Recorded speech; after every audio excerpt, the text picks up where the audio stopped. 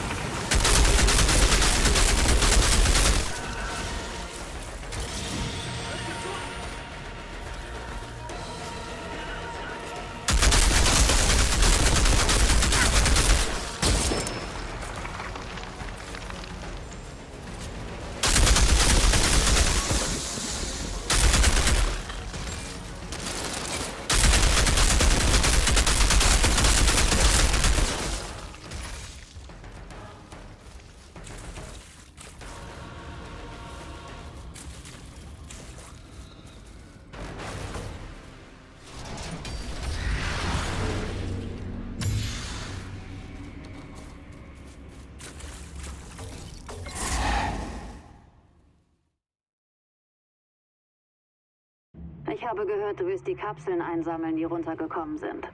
Ich habe eine davon entdeckt, aber ihre Position wird dir nicht gefallen. Ganz in der Nähe des Berggipfels.